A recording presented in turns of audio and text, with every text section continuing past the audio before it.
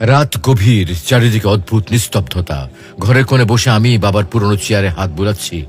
মনে হচ্ছে বাবাই যেন এখনো আমার সামনে বসে আছেন, কিন্তু বাস্তবতা বড় নির্মম। বাবা কিন্তু মারা গেছেন অনেক আগেই।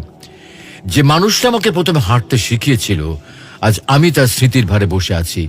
বাবা সবসময় বলতেন, তুই বড় হবি, জীবনে অনেক কিছু করবি। কিন্তু এখন আমি যত বড়ই হই না কেন, বাবার স্নেহ ভরা হাত আমার মাথার উপরে নেই। বাবা ছিলেন পরিবারের ছায়া। নিজের চাহিদাগুলো দমিয়ে আমাদের জন্য দিন রাত পরিশ্রম করতেন। বাবা বরাবরই পুরনো জুতো পরে অফিসে যেতেন।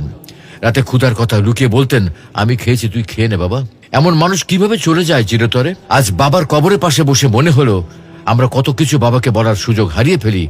কষ্ট হলো বলতে পারি না, বাবা আমি তোমাকে বড্ড বেশি ভালোবাসি। বাবার কষ্ট বোঝার সময়টুকু আমাদের কাছে থাকে না।